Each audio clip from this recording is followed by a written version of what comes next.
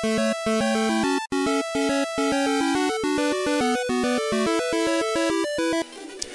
and welcome to Arm with Controllers. This is Fabs and today I'm very pleased to bring you a brand new playthrough from us. This is me playing Pokémon Fire Red, but I'm not just doing any old run through. No, I'm doing what's called in the fan community a Nuzlocke run. What this means is I can only use the first Pokemon I encounter in any given route. I have to nickname all of them, and also if they faint, they're dead. So it's an interesting experience. Why is it called a Nuzlocke run, you ask? Well, the webcomic which first popularised the challenge, there was a recurring motif of a Nuzleaf that had the face of John Locke on it. No, not that one. There you go. All very lost. Anyway, let's get going. Okay, here's a scene I think everyone has seen 5 bazillion times. I mean, yeah, those of us who grew up with Pokemon, let's face it, we all had a Game Boy, we all had played the originals. That's one reason why I picked Fire Red to play, because I think everyone does have a special place in the heart for the old red and red, blue, green if you're Japanese. And yeah, there's a lot of contention over the later ones. I personally quite like the later games, but I know a lot of people grumble. So let's just have a nostalgia blast here with updated graphics, better gameplay, because the original was pretty damn buggy. And here we have the perfect example of negligent grandparenting, because he has to rely on some random 10-year-old kid to tell him his grandson's name. I could have called him Dix. You could have had a grandson named Dick. Oh, never mind. Oh well, so here I am. Because my PC is that good, apparently I can store entire items in it. You know, it's a real surprise that the ability to store living beings as well as other items inside a computer hasn't made the Pokemon world even more of a terrifying nightmare than it already is. Never mind. So, rather than do the RPG thing and talk to everyone in town, I'm just going to walk straight into the tall grass. Because that just summons Professor Oak, who's going to give me my first pocket monster. Yay! Off we go. I must say, there's actually no industry in Pallet Town aside from a single laboratory. That makes no sense. Never mind. And here's Gary, who's a little turd as always. Okay. So, and here we have the big choice. The 3 starters, the classics. The ones everybody loves except for Bulbasaur. Actually no, I'm sure there are Bulbasaur lovers out there, and you guys rock. Okay, so let's take a look at them. It's easy to raise Bulbasaur apparently, but no, I don't want to go with you. Do I perhaps want Squirtle? It's worth raising! Oh, I find these all very strange. Ah, and Charmander, who we should raise patiently.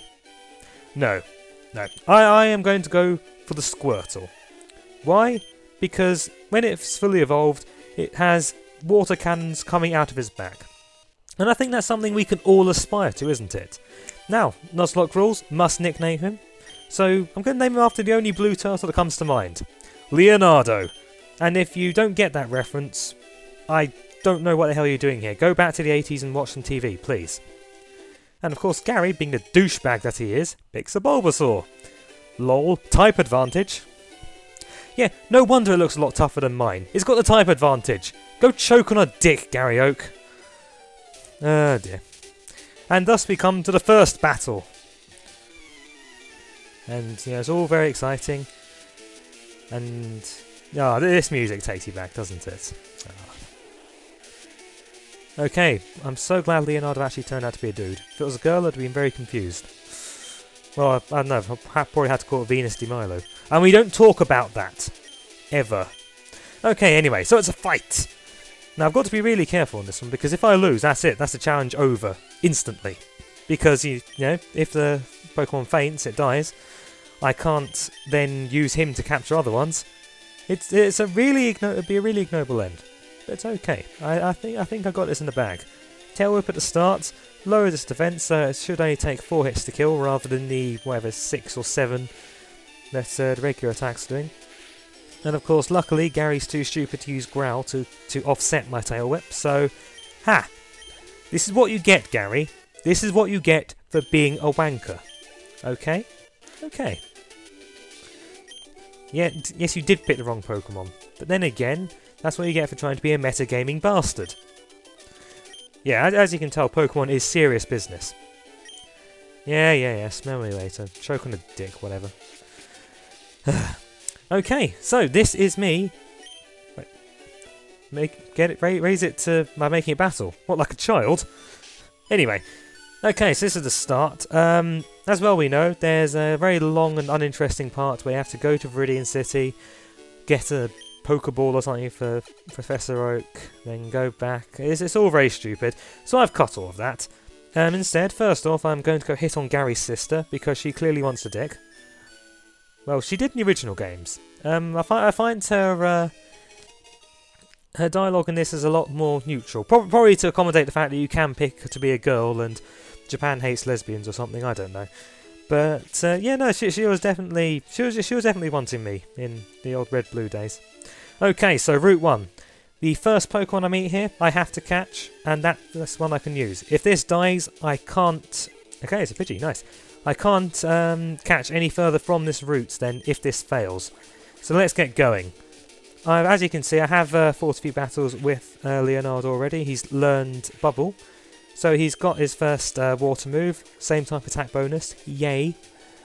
And so, it's just a simple case of, as well we know, you hit the other Pokemon, it becomes weaker. You throw a ball at it, and next thing you know, you've made slavery cool again. Excellent. Of course, got 5 Pokeballs already, because the game very kindly gives you a bunch. I don't recall if Red Blue did that. And obviously I need to hit this thing more, because it still has fight in it. I need to beat it to within an inch of its life, so it has no more soul and cannot resist. I shouldn't play cutesy games. I tend to bring out the darkness in them. Anyway, right, this should be it. 1, 2, 3! Bang! Everyone knows you count to 3. So I've got myself a Pidgey, and it's a girl. What the hell am I going to call this thing? If it doesn't like to fight, I'm going to change that. It's going to love fighting when I'm through with it. Her, I suppose. Okay, so I've known its called, so I'm just going to call it Piccione, which is just Italian for pigeon. I'm not claiming to be any kind of original genius here. I'm just trying to survive with just my wits and my superpowered animals. Okay, so Route 1, I have a Pidgey. Now, one nice thing about this as well is that if I encounter a Pidgey as the first Pokemon of any further routes, I don't have to catch that one, so I can have a bit of variety instead. So I've skipped ahead a little because I did a bit of training. So I've got both Leonardo and Piccione up to level 9 now, so they've both got an extra move, both doing well. So I'm now going to slide over to the west of Viridian City, because as everyone knows there is a Gary fight here and I want to make him suffer because I don't like him. There's also here in Route 22 a patch of grass. There's all kinds of cool things here, Mankeys, Spearows, and I've found a Rattata. And I guarantee you it's not even in the top percentage of Rattata either. Well, never mind. Upside. There is an upside. Basically, if I come across any further Rattatas as in routes, I won't have to worry about catching them because I already have this one. Yay. Okay, so it's level 5, so surprisingly high level for this, for wild Pokemon around this time. Now, of course, I must be very careful because with the Nuzlocke rule of fainting equals death, you have to be really careful when it comes to catching them because you can't defend yourself in a certain way.